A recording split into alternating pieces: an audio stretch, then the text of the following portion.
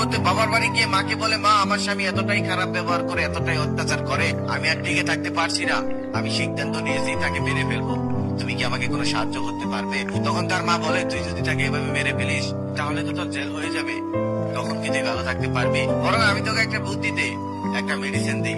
এই মেডিসিনটা তুই আজকের থেকে 3 মাস পর্যন্ত তাকে প্রতিদিন খাওয়াবি। 3 মাস খাওয়ালে সে অটোমেটিকলি মারা যাবে। আর এই 3 মাসের মধ্যে তার সাথে তুই এত সুন্দর আচরণ করবি, এত ভালো আচরণ করবি, যাতে আশেপাশের কেউ তোকে সন্দেহ না করে।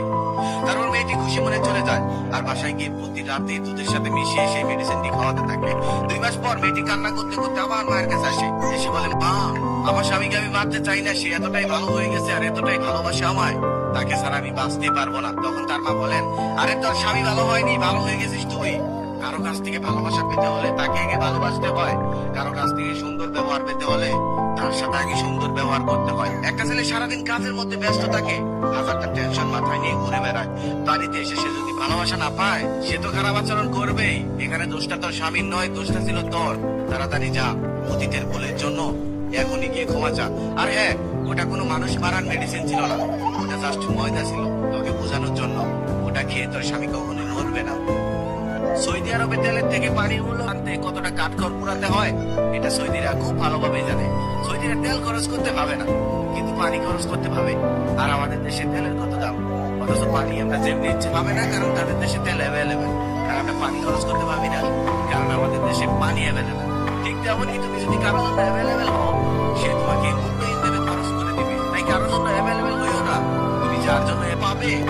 যে ভালোবাসাটা দুনিয়ার কোনো শান্ত মেজাজের মানুষ তোমাকে দিতে পারবে না। অতিরিক্ত রাগী মানুষের ভালোবাসাটা ঝরে ঝরে আসে না, হয় না। আমি বছরের ছেলেটা যে ভাবছিল যে আসলে এইসব প্রশ্নের কোনো উত্তরই হয় না, ধরে নাও সে অন্য কারো।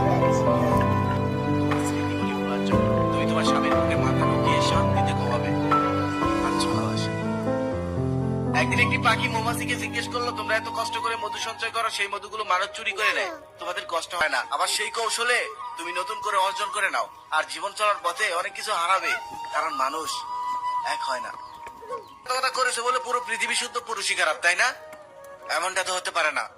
শারীরিক সম্পর্ক করতে গেলে দুজনেরই সমান মত লাগে। নিজের ইচ্ছায় শরীর দিবা, তারপর সম্পর্ক ভেঙে গেলে মানুষগুলো সব করতে পারে, শুধু রাগের সময় নিজেকে